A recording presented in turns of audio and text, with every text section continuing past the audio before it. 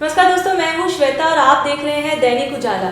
दोस्तों, हम जानते हैं कि जिस तरह से कोविड-19 अपनी रफ्तार पकड़ता जा रहा है, वैसे ही डर का माहौल भी बढ़ता जा रहा है। क्योंकि दैनिक उजाला आपकी चिंताओं को समझता है, इसीलिए आज आपके लिए एक खास पेशकश लेकर आए हैं, जिसमें हम आपकी चिंताओं को दूर करने की कोशिश करेंगे।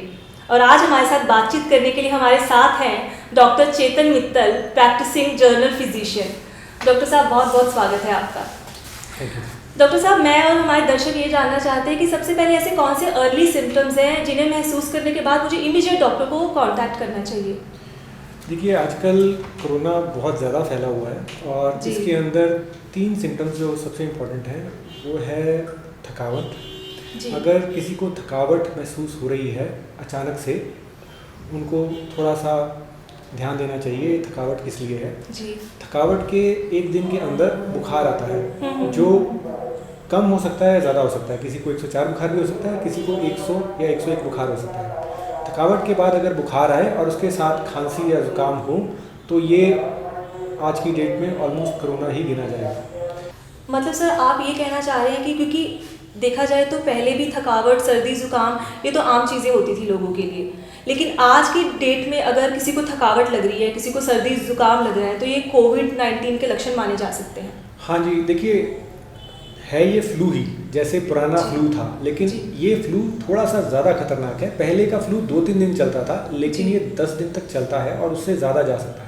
अच्छा जी। तो 10 दिन तक कोरोना वायरस शरीर में रहती है, आमतौर पे 12वें दिन वो चली जाती है, लेकिन उतनी देर में वो कुछ ऐसा आहत कर सकती है जिसको लंबे समय तक चिकित्सा की ज़रूरत पड़ सकती है।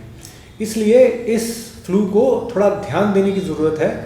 कई लोगों को आम फ्लू की तरह ये 3-4 दिन तंग करके जा सकता है, लेकिन कई लोगों में ये 7वें-8वें दिन दिक्कतें बहुत बढ़ा सकता है। इसलिए अगर इस वक्त फ्लू के सिम्टम्स हैं, उसको कोरोना की जांच किए बिना छोड़ना नहीं चाहिए। सर, आपने कहा कि फ्लू जा भी सकता है 5, 6, 7 दिन में। तो जो आम फ्लू था वो 3-4 दिन रहता था, लेकिन इस बार का जो कोरोना फ्लू है ये हम लोग मान रहे हैं कि 10 दिन तक नए सिम्टम्स दे सकता है। तो इसलिए इसको थोड़ा लंबे समय तक देखने की ज़रूरत पड़ती है। ठीक है। मतलब दर्शकों को ये बिल्कुल जागरूक होने की ज़रूरत है कि जैसे ही आपको ये सिम्टम्स नज़र आए तो उनको डॉक्टर से कंसल्ट कर लेना चाहिए। हाँ जी, क्योंकि अगर कोरोना की जांच में वो पॉजिटिव आते हैं तो उनको लंबे समय तक एहतियात रखने की ज़रूरत है। अगर थकावट में भी वो काम करते रहते हैं और बुखार बढ़ता रहता है तो ये काफ़ी दुविधा पैदा कर सकता है, और उम्र के मुताबिक अगर उम्र ज़्यादा हो तो दुविधा ज़्यादा होती है। जी। सर, एक चीज़ और जानना चाहूँगी कि किस तरह से फर्स्ट वेव डिफरेंट है सेकेंड वेव से? देखिए, फर्स्ट वेव में हुआ क्या, लोग बहुत ज़्यादा डरे हुए थे, नंबर ऑफ केसेस भी उतने ज़्यादा नहीं थे, और अगर कोई खांसी जुकाम से आता था तो उसको लगता था भाई मेरे को टेस्ट कराने की ज़रूरत नहीं है, मैं ऐसे ही ठीक होऊंगा, क्योंकि प्रतिबंध बहुत ज़्यादा थे। अच्छा। सेकेंड वेव जब आई तो प्रतिबंध लगाने की क्षमता नहीं रही सिस्टम में, और बहुत ज़्यादा तेज़ी से आया। और इस वेव के अंदर लोगों ने टेस्ट करवाने से आनाकानी कम की। बहुत से लोग टेस्ट करवाने लग गए, उनको समझ लग गया भी ये बीमारी है। जी। तब जब लोगों ने टेस्ट कराने शुरू किए, पॉजिटिव ज़्यादा आने शुरू हुए, और वो इतना तेज़ी से फैला क्योंकि उस टाइम पे कोई लॉकडाउन नहीं था, और काफ़ी सारी जो लॉकडाउन की सुविधाएं थी वो ख़त्म कर दी गई, तो उसकी वजह से ये फैला तेज़ी से। लेकिन सेकेंड वेव में और एक देखने को चीज़ आई, भाई जो लोग यंग थे वो ज़्यादा बीमार होने लगे। जी सर, मैं यही पूछने वाली थी, क्योंकि ये सेकेंड म्यूटेंट जो आया है कोरोना का, कह रहे हैं कि ये बच्चों को और यंगस्टर्स को, यूथ को ज़्यादा अटैक कर रहा है। क्या ये बात सच है? हाँ जी, तो जैसे पहले वेव आई थी तो हम लोग डर रहे थे ओल्ड लोगों से, लेकिन इस बार जो वेव आई उसके अंदर यंग लोग ज़्यादा बीमार हुए। ज़्यादा बीमार इन द सेंस बहुत मात्रा में हुए। तो जब ज़्यादा लोग कोरोना पॉजिटिव थे, यंग लोग, वो लोग घूमते रहे और घूमते घूमते उन्होंने फैलाया ज़्यादा है। तो उसकी वजह से ज़्यादा फैला है, क्योंकि यंग लोग फ्लू के सिम्टम्स के साथ उसको सीरियसली ना लेके घूमते रहे, क्योंकि ताकत शरीर में ज़्यादा थी, उनको थकावट उतना महसूस नहीं हुआ, और शायद उसकी वजह से फैला बहुत तेज़ी से। जी। और सर, सबको हॉस्पिटल्स की ज़रूरत है? नहीं, कोरोना अगर पॉजिटिव आता है तो एक्चुअली बहुत ज़्यादा लोगों को हॉस्पिटल की ज़रूरत नहीं है, लेकिन डर इतना ज़्यादा है, हर किसी को लगता है कि मैं उन लोगों में से हूँ जो ज़्यादा बीमार हो जाएगा, जबकि ऐसा नहीं है। तो सरकार ने क्या किया, इनको कुछ पैरामीटर्स के बेस पे 3 भागों में बांट दिया। कुछ लोग जिनको घर पे ट्रीट किया जा सकता है, कुछ लोग आम हॉस्पिटल में ट्रीट किया जा सकता है जो कोरोना की ट्रीटमेंट है, और कुछ लोगों को आईसीयू की ज़रूरत है। तो ये जो पैरामीटर्स हैं इसके बेस पे आपका डॉक्टर डिसाइड करता है भी आपको घर पे ट्रीटमेंट मिल सकता है या सिंपल अस्पताल की ज़रूरत है या आईसीयू की ज़रूरत है। और इसलिए डॉक्टर से मिलना ज़रूरी है ताकि वो आपके पैरामीटर्स चेक करके आपको उसके मुताबिक क्लासीफाई कर सके। जी जी जी दोस्तों, हमारे इस खास एपिसोड का मकसद यही है कि आपके डर को कम किया जा सके, क्योंकि ऐसा हमारे गुरु लोग कहकर गए हैं कि कोई भी पेंडेमिक और कोई भी एपिडेमिक उतनी खतरनाक नहीं हो सकती जितना डर खतरनाक हो सकता है।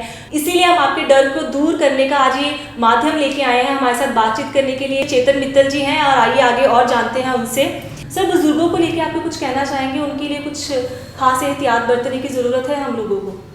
देखिए, कोरोना वायरस में इम्यूनिटी सप्रेस हो रही है और जो बुज़ुर्ग लोग हैं वो ज़्यादा आहत हो रहे हैं। तो अगर देखा जाए रेट ऑफ मोर्टेलिटी, यानी कि कितने लोग संक्रमित होके मर सकते हैं, तो उसकी परसेंटेज बुज़ुर्गों में ज़्यादा है। तो बुज़ुर्गों को अपना ख्याल ज़्यादा रखना पड़ेगा इस कोरोना टाइम में। जबकि यंग पॉपुलेशन, जो जवान लोग थे, बीमार होने लगे तो हर घर में कोरोना पहुंचने लग गया। तो बुज़ुर्गों को अगर वो बचे रहेंगे तो इसकी जो असुविधाएं हैं वो कम हो जाएंगी। लेकिन बचना थोड़ा मुश्किल है बुज़ुर्गों के लिए। लेकिन घर में जब कोरोना आता है तो अभी बुज़ुर्गों को थोड़ा सा अलग रहना पड़ रहा है, जिसकी वजह से शायद वो बच सकें। सर, अर्ली सिम्टम्स के लिए कुछ होम रेमेडीज़ आप सजेस्ट करना चाहेंगे? क्योंकि आप जानते हैं कि डिजिटल मीडिया का किस तरह का दौर चल रहा है। वहाँ पर हम आए दिन कई प्रकार के मैसेजेस पढ़ते हैं। कोई कहता है कि गर्म पानी पीना चाहिए, पानी की भाप लेनी चाहिए, और आजकल तो वो बहुत प्रचलित है कि आप एक पोटली में लौंग, अजवाइन और कपूर बांधकर उसको इनहेल करें, तो ऑक्सीजन का जो स्तर है जिन लोगों का गिर गया है वो लेवल बढ़ जाएगा ऑक्सीजन का। तो क्या आपके पास भी ऐसी कोई होम रेमेडीज़ हैं? आप कुछ कहना चाहेंगे इसके ऊपर? देखिए, मैं एलोपैथी से हूँ और मैंने देखा है भी एलोपैथी में भी आज की डेट में एक्चुअल में ट्रीटमेंट नहीं है। अच्छा जी। तो जो हम ट्रीटमेंट कर रहे हैं वो सिम्टोमेटिक कर रहे हैं, लेकिन साथ में लोगों की धारणाएं हैं और उन धारणाओं को आदर करता हूँ, उनसे फ़ायदा होता है। इसके लिए हम लोग आमतौर पे क्लिनिकल ट्रायल करते हैं, चेक करते हैं इससे फ़ायदा हुआ कि नहीं हुआ। लेकिन कुछ फेथ होते हैं भाई ये करने से हमको बेटर होगा, और वो फेथ बनाए गए, लेकिन उस फेथ के लिए लोगों ने प्रूव नहीं किया ये फेथ फ्रूटफुल है कि नहीं है। और जो आप बातें कह रहे हो, भाप लेना या गर्म पानी पीना या ये पोटली, ये सब कोई नुकसान नहीं करते। तो मेरे को लगता है अगर धारणा है इसको करने में तो करना चाहिए। लेकिन एलोपैथी में हमने देखा अभी जो लोग भाप ले भी रहे थे वो शायद नहीं बच पाए, और इसलिए कह पाना भाई ये भाप 10% लोगों को फ़ायदा करेगी या 20% लोगों को फ़ायदा करेगी, वैसा नहीं है। लेकिन फिर भी मैं बोलूँगा भाई अपनी धारणा मानने में कोई नुकसान नहीं है, क्योंकि स्टीम लेने से हमारा सिस्टम क्लियर होता है, हमारी जो रेस्पिरेटरी ट्यूब्स हैं उनको फ़ायदा होता है। तो धारणा मानने में कोई एतराज़ नहीं है। लेकिन अंधविश्वास में जाना भी धारणा मानने से मेरे को कोरोना नहीं हो सकता, वो गलत है। मतलब आप ये कहना चाह रहे हैं कि इन चीज़ों का नुकसान नहीं है, लेकिन यूजफुल किस हद तक है वो हम लोग नहीं कह सकते, क्योंकि उसके लिए किसी ने कभी कोई ट्रायल नहीं किया और पता नहीं किया कि ऐसा सच भी हो सकता है या नहीं हो सकता है। लेकिन क्योंकि ये हाइजीन मेथड्स हैं, इनसे सेहत अच्छी रहती है, उनको अपनाने में कोई नुकसान नहीं है। बट कोई ऐसा नहीं कह सकता भी डॉक्टर साहब ने बोला था ऐसे करो और उसके बाद भी मैं कोरोना हो गया, तो वो सच नहीं। जी सर, एक जो क्वेश्चन है हम लोगों को परेशान करता है। देखिए, आजकल जैसे हम सुनते हैं कि हॉस्पिटल में जितनी भी डेथ केसेस सुने हैं हमने, कि उनको सर्टिफाई कर दिया गया है कि ये कोरोना से ही मरे हैं। अगर हॉस्पिटल गए, इलाज नहीं मिला या कुछ भी हो गया तो उनका मतलब अनफॉर्चुनेटली दे डाइड। तो लेकिन आजकल सर्टिफाई किया गया है कि जितने भी केसेस आए हैं डेथ्स के, वो कोरोना से ही मरे हैं। देखिए, ऐसा था कभी बचपन में मैंने एक प्रश्न पूछा किसी ने मेरे से, भी पंछी कहाँ मरते हैं? हाँ जी। तो किसी को ये पता नहीं था पंछी कहाँ मरते हैं। पंछी हर जगह मरते हैं, ठीक है। आप कहीं पे भी सड़क पे देखोगे, पेड़ पे देखोगे, पंछी मरा मिलेगा, ठीक है। तो पंछी की किसी मरने की एक जगह नहीं होती। ऐसे ही आज की डेट में भी लोग मर रहे हैं अन्य बीमारियों से, लेकिन हम सुनते उसको हैं जो कोरोना से मरा। हाँ, अच्छा। तो सब लोग कोरोना से नहीं मर रहे, कोरोना से लोग मर रहे हैं, उनको हम सुन रहे हैं। जी जी जी। अब कोरोना से जब कोई मरता है तो उसका मतलब होता है वो कोरोना पॉजिटिव था, उसको आघात हुआ और उसके बाद उसकी कुछ समय के अंदर मृत्यु हुई, तो हम उसको कोरोना से जोड़ते हैं। और क्योंकि कोरोना का भय ज़्यादा है और वहाँ पे लोग मरे तो लोगों को पता चल जाता है वहाँ कोरोना ज़्यादा फैला हुआ है, तो एक तरह का इंडिकेटर बन गया भाई कोरोना वहाँ पे है, तो लोगों को ये अवेयरनेस चाहिए थी कि कोरोना कहाँ पे है, इसलिए वहाँ की मौतों को ज़्यादा तवज्जो मिलने लग गई। लेकिन मौतें वैसे ही हो रही हैं, क्योंकि मौतें तो हो रही हैं, अगर शमशान में जाएंगे उनसे पता चलेगा भी कितनी मौतें बढ़ गई या कितनी कम हो गई, एक साल में उनका कितनी मौतें, या म्यूनिसिपल कॉर्पोरेशन के ऑफिस में जाएंगे और वहाँ पता चलेगा भी कोरोना की वजह से कितनी हुई और अदरवाइज कितनी हुई।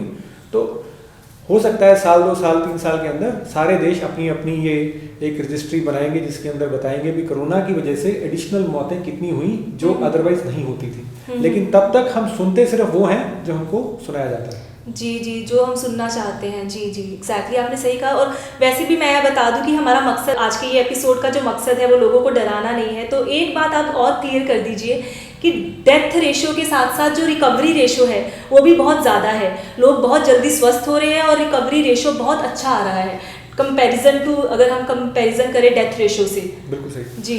तो देखिए, बीमारी है और ये तंग कर रही है और लोगों को डर बढ़ रहा है, लेकिन ये भी बात बिल्कुल आपने सही कही भी लोग ठीक भी हो रहे हैं। जी। तो हम अगर अपने मन में ये सोच के चलें भी हमारे साथ बुरा ही होगा तो वो अच्छी बात नहीं है, क्योंकि ठीक बहुत से लोग हो रहे हैं, कष्ट हो रहा है और वो कष्ट थोड़ा सा लंबा है आम फ्लू से, लेकिन मोस्टली लोग सह के उसको ठीक ठाक वापस आ जा रहे हैं। इसलिए डरना इसलिए ज़रूरी है भी बीमारी है, लेकिन उस डर पे काबू भी पाना ज़रूरी है क्योंकि सब लोग ठीक हो रहे हैं। और सर, डर के आगे जीत है।